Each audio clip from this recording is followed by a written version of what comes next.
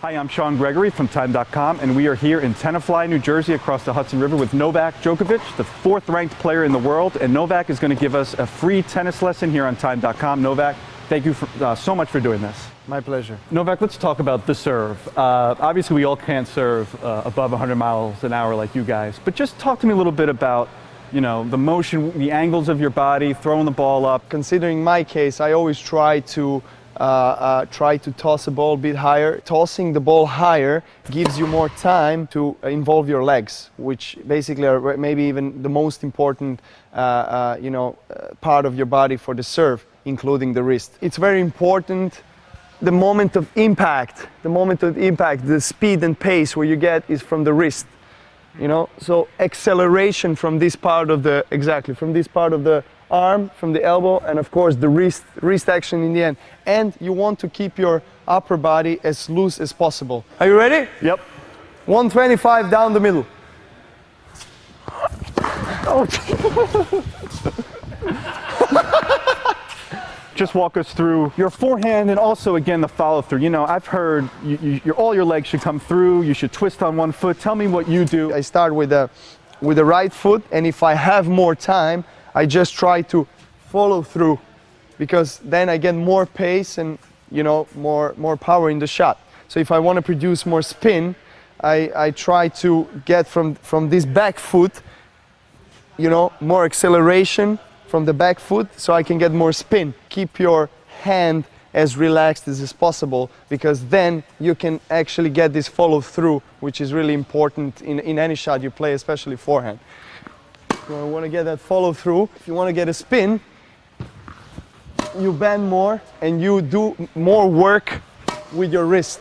Okay, Novak, let's talk about the backhand. One hand, two hand. You have two hands. Walk us through your two-hand backhand.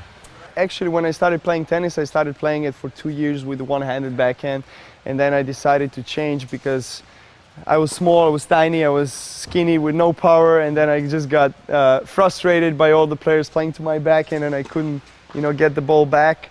And so I decided to play with two hands, and today I think, you know, my two-handed backhand is maybe even a best shot in my game. I try not to involve too much the wrists. The second thing is obviously a weight transfer and hip involvement. If I want to hit a long line, then I have to, you know, close myself a bit more. If I want to hit a cross court, then I open myself up, because then I have a bigger range of, you know, placing the ball more to the sidelines. People try to do the drop shot. They see somebody back in the baseline and they just try to kind of sneak it in there, and then they wind up hitting it 5 feet short. Can you just walk us through how you do the drop shot?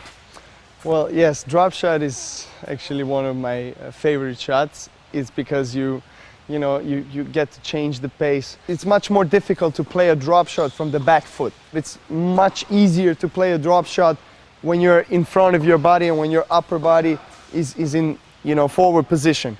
So, you know, you try to open up your racket head and just go through it and make like a short slice. You want to make this little cut, you know, make this little spin so the ball can stop. How can you make yourself strong at the net? With the volleys, the most important thing is to try to hit the ball just in front of yourself and always keep your head still, obviously, and try to be low balanced in your legs. So basically, again, you're covering this part of the court and up to here. And you want to stay a bit inside of the service line, but not too much, because if you get too close to the net, then you give your opponent an option to lob you. This is the natural and starting position for the tennis player from the baseline, from the volley. You try to keep your racket just in front of you, because from here you have this motion, this motion. If you keep it here, then it takes more time to lift your head up. So this is very important, to keep your head still and up. Beginning players, somebody makes a bad shot, the ball's up in the air, you're just ready to smash it, and you either swing and miss or hit it, you know, into the net. Just help us not make that mistake. How do you hit that smash shot well? One of the most important things is the left arm with the right-handers. This arm is like your target, you know. It helps you find the ball and position your body always you know, in the upwards position and just be stable. And like at the serve, you know, you need to have this follow through and this wrist action. Exactly. It's the wrist. Exactly. You want to pop the wrist, you want to relax as much as you can the upper body, but footwork is most important, because if you have a bad footwork and, for example, you have a narrow position of the both foot, you know, you have no balance, and then you try to do different things with the upper body. But if you have a good position here, then you can do whatever with the upper body. And again, you have to keep the arm you're hitting with, you have to keep it very relaxed. So you want to keep your left arm always ahead and try to search for the ball. Search for the ball. Keep your legs working all the time and finding a way to hit this smash. And you want to follow through all the time. Uh-oh. Trouble. One more. Exactly. So you need to follow through. Whatever you're going against, what are some of the basic things to keep in mind in returning the serve?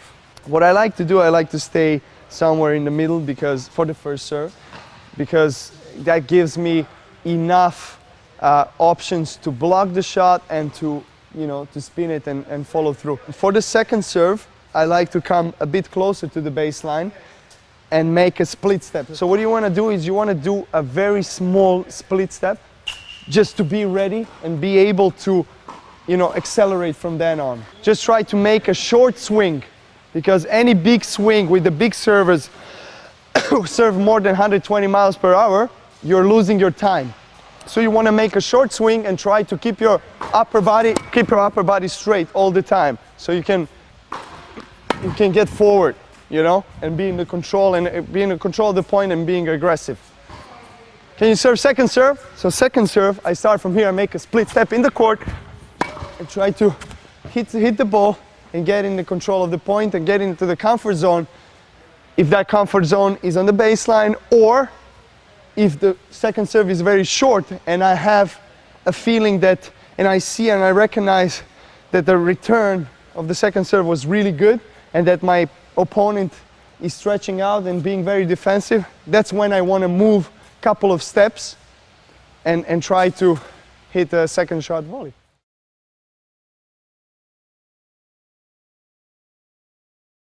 You're famous for your impressions. Want to give us any good impressions right now? Should I do it or not? Come on. I don't know.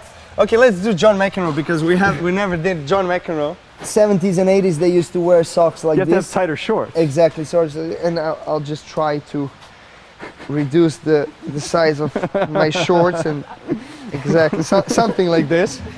John, you're never gonna forgive me.